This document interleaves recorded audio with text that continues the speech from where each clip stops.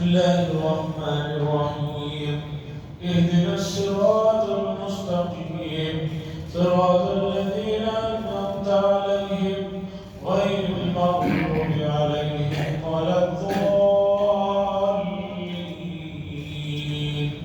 آمين. عزیزان گرامی، آج کی تراویح میں سورہ ہود، سورہ یوسف اور سورہ رعد تقریباً 3 سورتوں کو ہم نے سنا ہے۔ سورہ رعد کا کچھ حصہ باقی ہے۔ عزیزان گرامی، گزشتہ کئی دنوں سے سورہ فاتحہ کی ایک آیت میں پڑھ رہا ہوں۔ اس آیت کا ترجمہ اور مفہوم اور خلاصہ یہ ہے کہ آدمی اللہ کے دربار میں دعا کر رہا ہے کہ اللہ مجھے سیدھے لوگوں کا راستہ دکھا، ان لوگوں کا راستہ دکھا جن پر آپ نے انعامات کیے، اور ان لوگوں کے راستے سے میری حفاظت فرما جن پر آپ کا غضب نازل ہوا اور جو گمراہ ہے۔ اس آیت کی تفسیر میں حضرت مفتی سعید احمد صاحب پالنپوری قدس سرہ فرماتے ہیں، پہلے زمانے میں اس آیت کی تشریح میں مفسرین یہ بات لکھتے تھے کہ مغضوب یعنی جن پر اللہ کا غضب نازل ہوا وہ اس سے مراد یہود ہیں، اس لیے کہ ان پر بہت سی مرتبہ ان کے اپنے انبیاء کی باتوں کو نہ ماننے پر ان پر اللہ کا غضب نازل ہوا۔ اور یہود میں ایک فرقہ جب وہ مسلسل نافرمانی کرنے لگا تو اللہ نے انہیں بندروں کی شکل میں تبدیل کر دیا۔ قرآن میں اس کا ذکر ہے، اور بھی اس کے علاوہ ان پر بہت سے عذابات آئے۔ 9 آیات بینات، 9 قسم کے الگ الگ عذابات آئے۔ ایک مرتبہ ان کی نافرمانیاں جب حد سے بڑھنے لگی تو مینڈکوں کا عذاب ان پر نازل کر دیا گیا کہ گھروں میں ہر جگہ مینڈک ہی مینڈک ہے، کھانوں میں، سالنوں میں، پانی میں، ہر جگہ مینڈک۔ اتنا اس سے بچا جائے لیکن مینڈکوں کے عذاب سے وہ تنگ آ گیا۔ پھر انہوں نے انبیاء سے درخواست کی کہ اب ہم اپنے گزشتہ رویے پر شرمندہ ہیں، تو پھر اللہ تعالیٰ نے انبیاء کی دعا کے بعد اس عذاب سے انہیں نجات دی۔ پھر چند دنوں کے بعد ٹیڑھی مزاج کی قوم تھی، پھر نافرمانیوں پر آئی تو اللہ نے جوؤں کا عذاب ان پر مسلط کر دیا۔ جوئیں ہر جگہ، جوئیں جتنی مارو اتنی جوئیں، عاجز آ گئے، پریشان ہو گئے۔ پھر دعا کروائی گئی، پھر وعدہ کیا گیا کہ اب ہم نہیں مانیں، اب نہیں کریں گے غلط کام۔ پھر اللہ نے معاف فرمایا، اس عذاب سے ان کی حفاظت فرمایا۔ پھر ان کے اوپر خون کا عذاب مسلط کیا گیا۔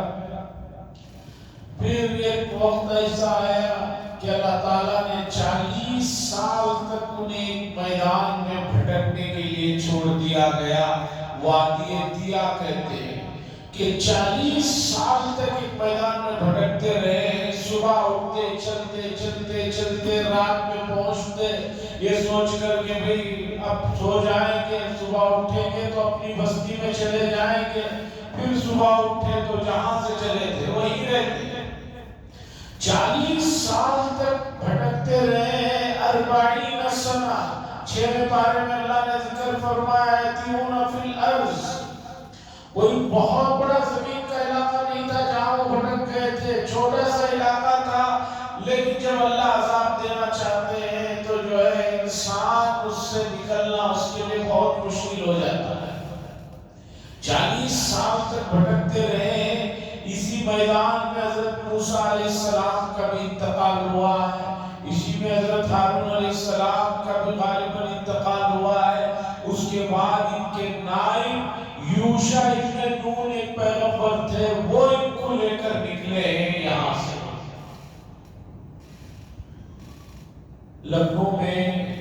بادشاہوں نے ہمارے جو اپنا وقت برباد کیا، جو ان کے عجیب عجیب شوق تھے، ان میں عمارتوں پر بھی کافی انہوں نے اپنا خزانہ، اپنا وقت برباد کیا۔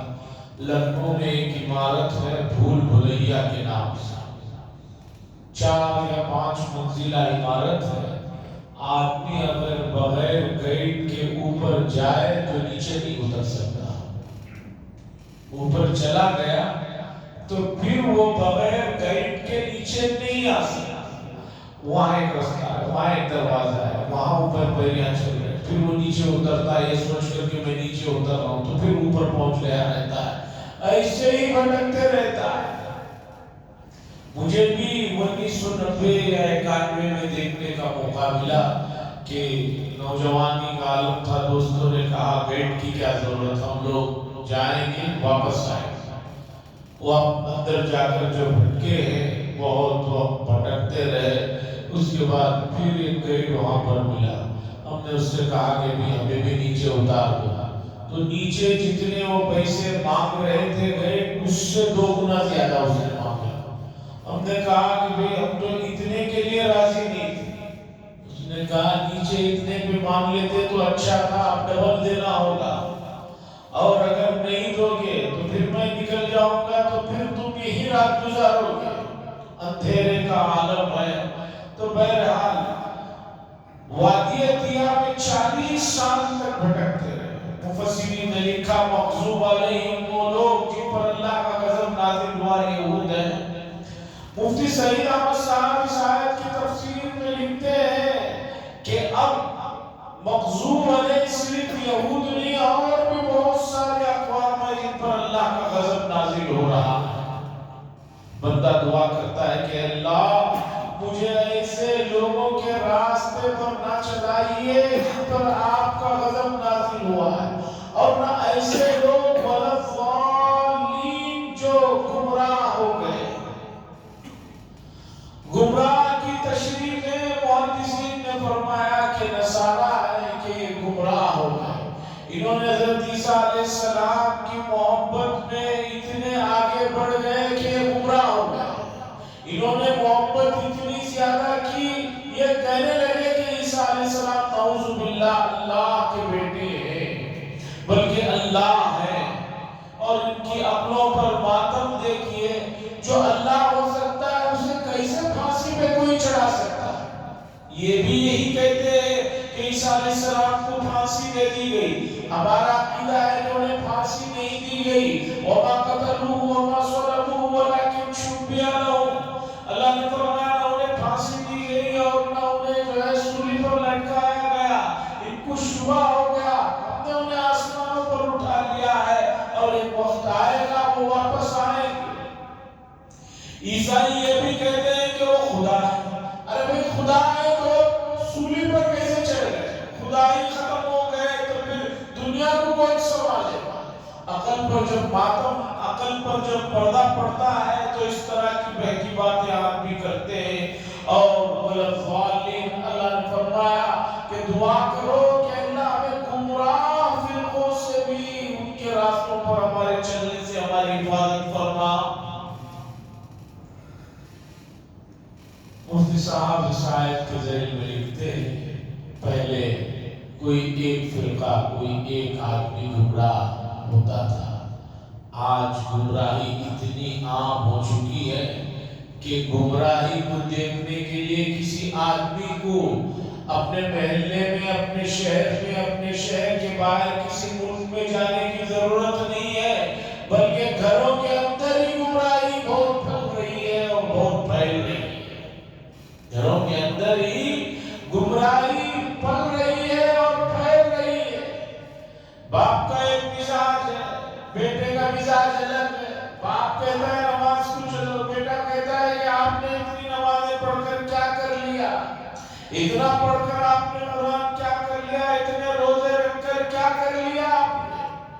مولانا سید ابو الحسن علی حسینی قدس سرہ نے ایک کتاب لکھی، ردت مولا ابا بکر اللہ۔ صدیق اکبر رضی اللہ تعالیٰ عنہ رسول اللہ صلی اللہ علیہ وسلم کی وفات کے بعد جن لوگوں نے زکات دینے سے انکار کیا اور اسی طرح جو اسلام سے نکل رہے تھے ان کے لیے ایسے سخت ہو گئے، اور آپ نے کہا کہ بھئی میں چھوڑوں گا نہیں، تلوار لے لیا اور کہا کہ ان سب سے مقابلہ کروں گا۔ صدیق اکبر رضی اللہ تعالیٰ عنہ کا مزاج ہمیشہ نرم، بہت زیادہ رونے والے، بہت خلیق طبیعت کے۔ حضرت عمر بن خطاب رضی اللہ تعالیٰ عنہ کے مزاج میں سختی تھی، غصہ تھا، کوئی بات ہوتی تو وہ کہتے تھے یا رسول اللہ صلی اللہ علیہ وسلم چھوڑیے، آپ اجازت دیجئے، اس منافق کا، اس یہودی کا ابھی جو ہے میں سر طلب کر لوں گا۔ لیکن حضور صلی اللہ علیہ وسلم کے انتقال کے بعد صدیق اکبر کے مزاج میں انتہائی سختی آئی۔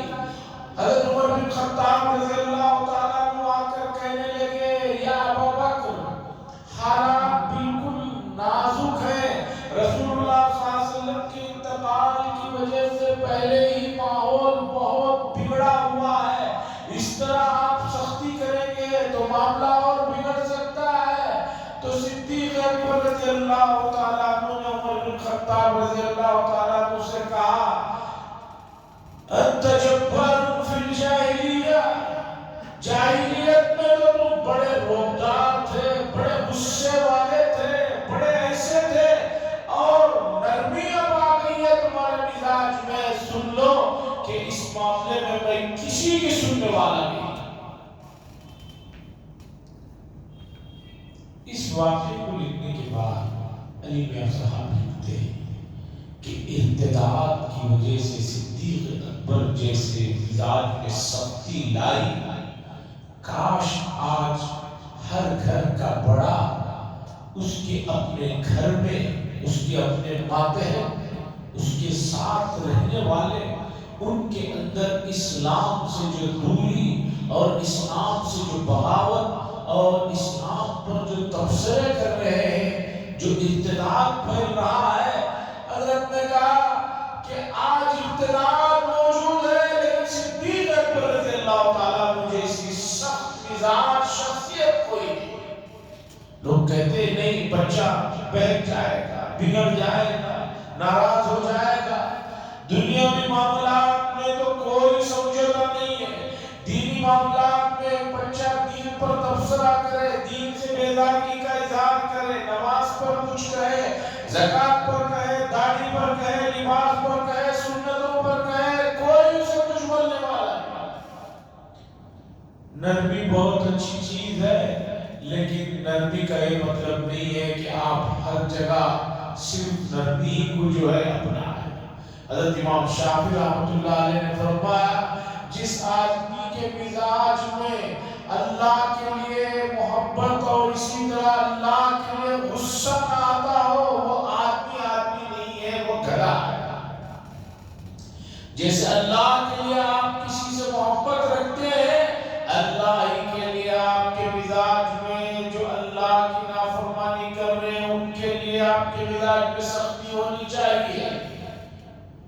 تو بہرحال والضالین بندہ دعا کرتا ہے کہ اللہ ہمیں ایسے لوگوں کے راستے پر نہ چلا جو گمراہ ہو۔ آج دنیا میں گمراہی کس حد تک پھیل چکی ہے، کس پیمانے پر گمراہیاں پھیل رہی ہیں آپ کو اندازہ نہیں۔ بہت سے لوگ اسلام کے دائرے سے نکلتے چلے جا رہے ہیں، بے شمار لوگ اسلام کے دائرے سے نکلتے جا رہے ہیں، اور یہ باتیں دوسرے ملکوں کی نہیں، میں اپنے شہر کے اپنے علاقوں کی بات کر رہا ہوں۔ اگر تعلیم سے آدمی کے اندر ارتداد آتا ہے تو اسی تعلیم پر جو ہے استغفر اللہ پڑھیے اور انا للہ پڑھیے۔ اس کے لیے ضروری ہے کہ ماں باپ بچپن میں بچوں کو جو اسلام کی بنیادی تعلیم ہے، جو بیسک چیزیں ہیں، اسے اتنا مضبوط بنائے کہ کبھی بھی جو ہے وہ آگے جا کر کوئی بھی اسے بہکائے نہ بہکائے۔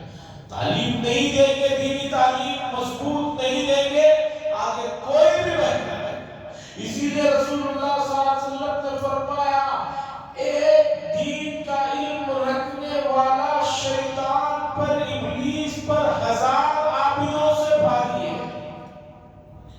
عابد تو ہے لیکن دینی علم نہیں ہے تو اسے کبھی بھی جو ہے شیطان بہکا سکتا ہے۔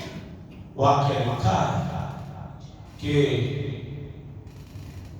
ابلیس اپنے متعلقین کے ساتھ روزانہ میٹنگ کرتا ہے اور پوچھتا ہے شیاطین کو کہ آج تم نے کیا کیا کیا۔ تو شیاطین بتاتے ہیں آج ہم نے فلاں سے چوری کروائی، آج ہم نے فلاں کو شراب پلوایا، آج ہم نے فلاں سے یہ گناہ کروایا۔ ابلیس کہتا ہے ٹھیک ہے ٹھیک ہے۔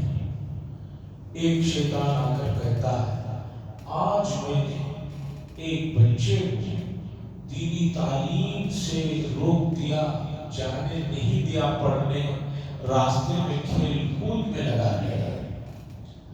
جو یہ بات سنتا ہے ابلیس اٹھ کر اس شیطان کو گلے لگاتا ہے اور شاباشی دیتا ہے۔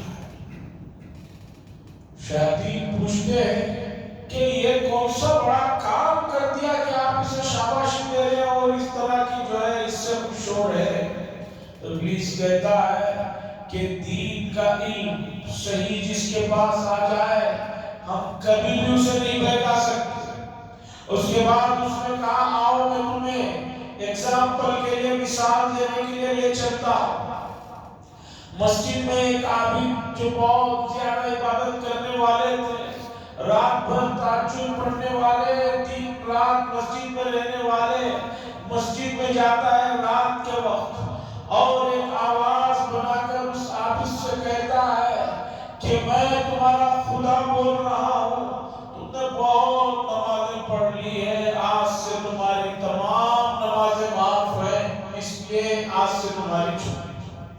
وہ عابد صاحب سنتے ہیں فوراً خوش ہو کر نکل جاتے ہیں، کہتے ہیں کہ اب تو مجھے نماز پڑھنے کی ضرورت نہیں، اللہ نے خود مجھے جو ہے آواز دے کر میری تمام نمازوں کو خوش ہو کر منسوخ کر دیا۔ اس کے بعد ابلیس ایک دین کی تعلیم یافتہ آدمی کے پاس لے کر جاتا ہے۔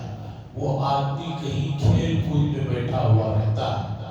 اس کے بعد یہ عام آدمیوں کی طرح جا کر اس سے ملتا ہے اور مل کر کہتا ہے بھئی جوا کوئی بری بات نہیں، تم کھیلو۔ وہ کہتا ہے کیوں بری بات؟ قرآن نے تو جوے کو حرام قرار دیا۔ تو ابلیس کہتا ہے نہیں، اب جائز کر دیا گیا ہے، مجھے فرشتے نے بتایا کہ جوا جائز کر دیا گیا۔ تو وہ آدمی اگرچہ جوئے میں رہتا ہے وہ فوراً انا للہ و انا الیہ راجعون اور اعوذ باللہ پڑھتا ہے اور کہتا ہے مجھے معلوم ہوتا ہے کہ تم شیطان ہو، اس لیے کہ جس چیز کو اللہ نے حرام قرار دے دیا اور شریعت ہماری آخری شریعت ہے، اب کون آ کر تمہیں بتایا کہ یہ چیز حلال ہو گئی ہے؟ یقیناً تم مجھے بہکانے کے لیے آئے۔ ابلیس نے کہا دیکھو ایک آدمی کو اپنے مسجد سے اٹھوا دیا، وہ جا کر مست ہو گیا، یہ آدمی کھیل کود میں ہے پھر بھی اب اسے کوئی غلط بات کرتے ہیں تو فوراً پکڑ لیتا ہے۔ تو اس سے پتا چلا کہ اسلام کی بنیادی تعلیم عقائد وغیرہ کی مضبوط ہونا ضروری ہے، اگر نہیں ہوگی تو آنے والے فتنے کے دوروں میں کوئی بھی کہیں بھی بہک سکتا ہے۔ حدیث میں ہے قیامت کے قریب دجال جب آئے گا ایسے ایسے کرتب بازیاں کرے گا، ایسے ایسے میاجکیں دکھائے گا کہ بہت لوگ جو ہے اس پر جو ہے بہک جائیں گے اور اسلام سے جو ہے ہاتھ دھو بیٹھیں گے۔ لیکن جن لوگوں کا ایمان مضبوط ہوگا وہ کہیں گے کہ ہمیں رسول اللہ صلی اللہ علیہ وسلم نے پہلے ہی بتایا ہے کہ دجال کو اللہ بے شمار طرح کی کرتب بازیوں کے لیے اس اللہ کی طرف سے اجازت ہوگی، وہ کرے گا اور اب یقین ہو گیا ہے کہ تم دجال ہی۔ عزیزان گرامی والضالین، آدمی روز دعا کرے اللہ گمراہ لوگوں سے ہماری حفاظت فرما۔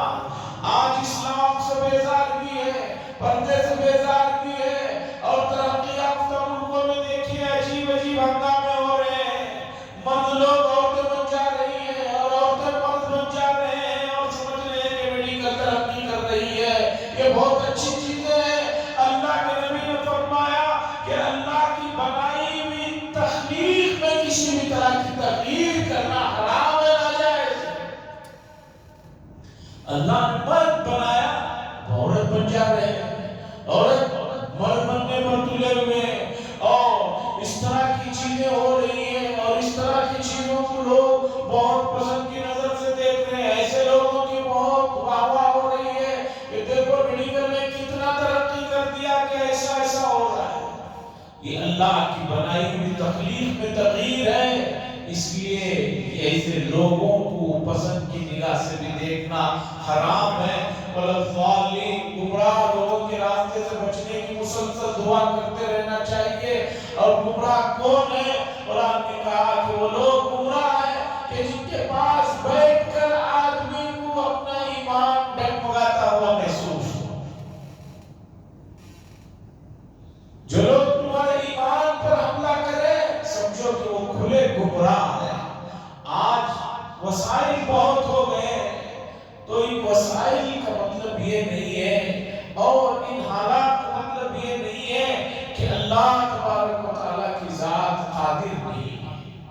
آج ایک اہم آیت آئی 13ویں پارے میں، اس سے متعلق گفتگو کرنا تھا، لیکن وقت ہو چکا ہے جس میں اللہ نے بتایا کہ ہم کس طرح بندوں کی نگرانی کرتے ہیں. فرشتوں کے ذریعے سے بندوں کی جو نگرانی کرتے ہیں اسے اللہ نے ذکر فرمایا.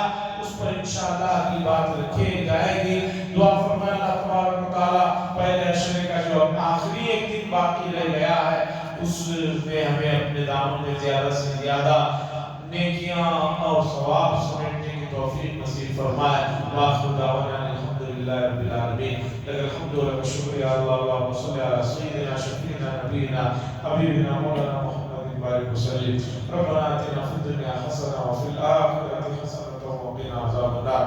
صلى الله تعالى وسلم على خير خلقه محمد وعلى آله وصحبه أجمعين والحمد لله.